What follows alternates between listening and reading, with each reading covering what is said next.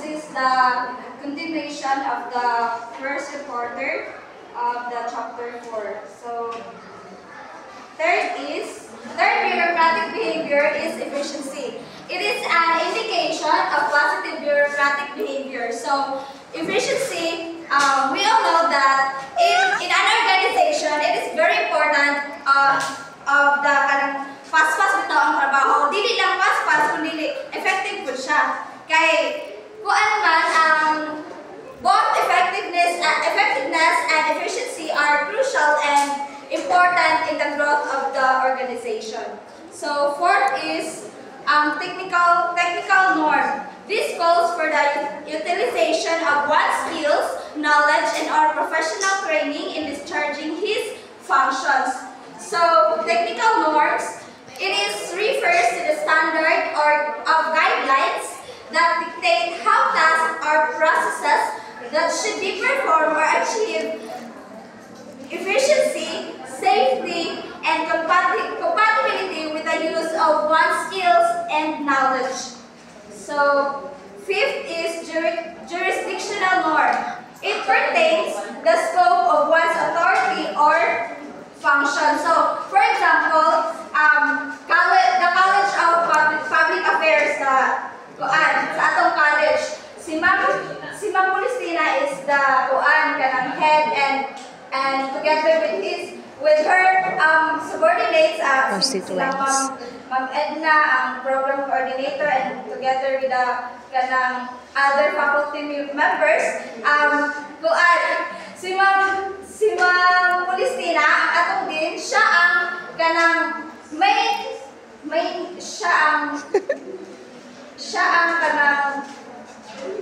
she is the one who is supervise.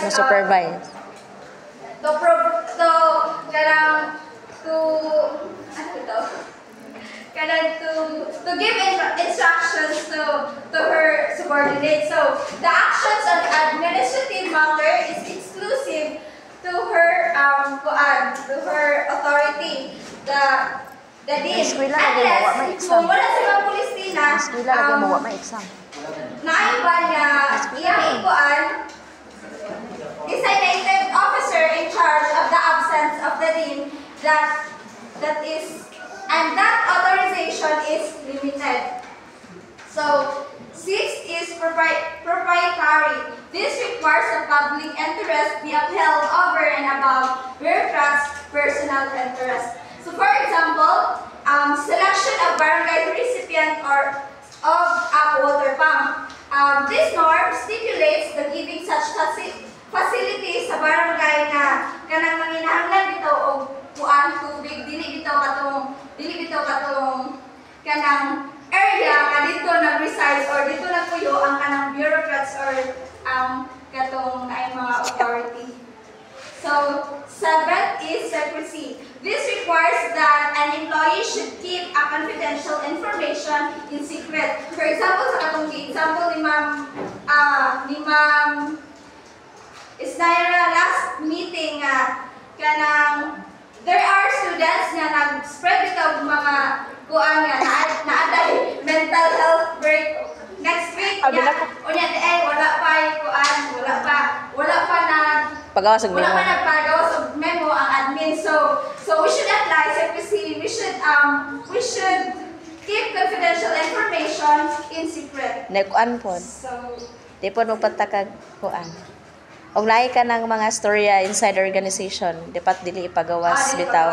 Kaya that's between the organization. Para di mag-cause og kuan away.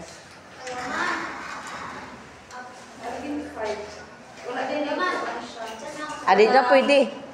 So there are also negative bureaucratic behavior. So this is generally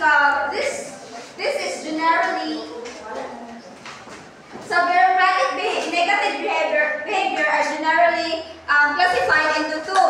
First is the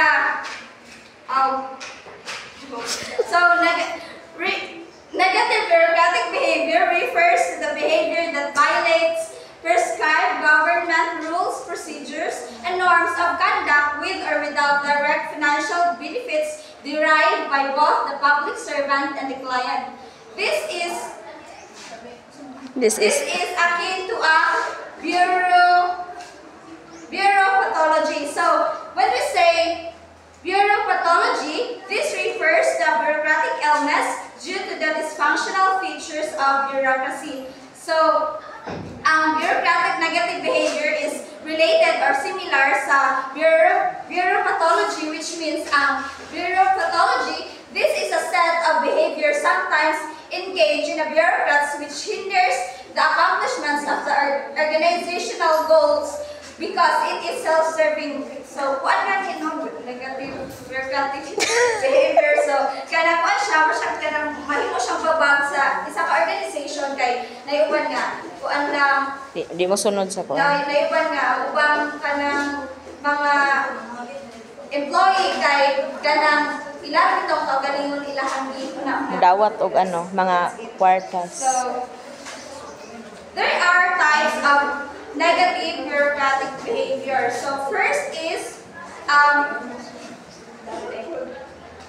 this negative bureaucratic behavior are classified into two. First is behavior that violates public office, public interest, or bureaucratic norm but does not involve financial benefits on the part of bureaucrats. And second is behavior that involve financial transaction between the bureaucrat and the client.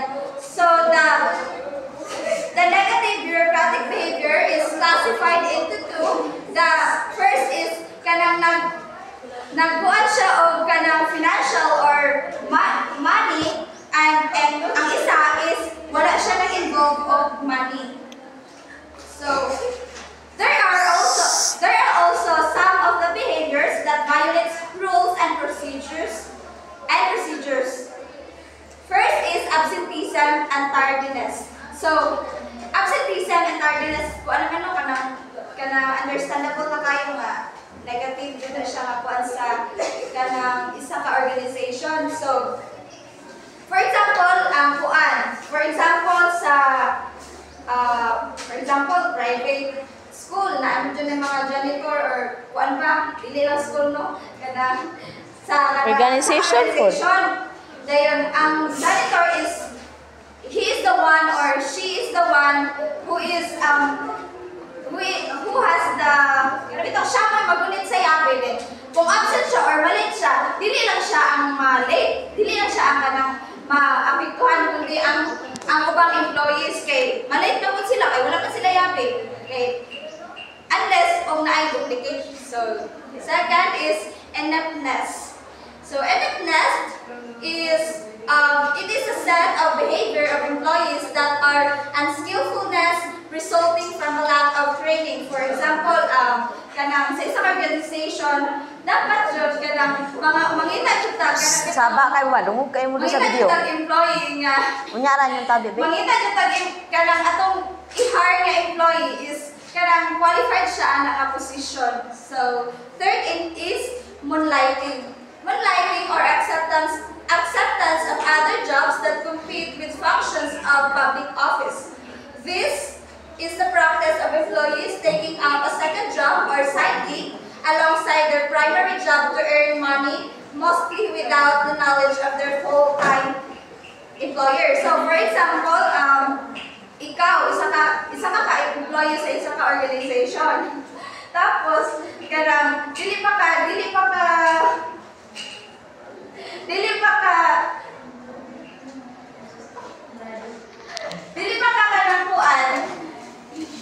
contented sa imong bitaw sildo. Tapos mangita pa ka ng sideline or side gig moto. Then what if kanang imuha kanang trabaho o katuwing mong side gig kay nagdungan bitaw sila nga nakay buhaton. So nadya isa nga maapektuhan. So for me no, ang ako lang piliyon kay ang akong trabaho makatong regular ko. Of course, piliyon jud ako to kay good. Kay dili pa ako dito ato mo sildo dito, pwede pa makita og laing ka sidelinean kay og kato dito ko fired. So mawala ang opportunity sa ako ang trabaho. So that's all. And the other behaviors are kuan sa sunod na reporter. That's all. Thank you.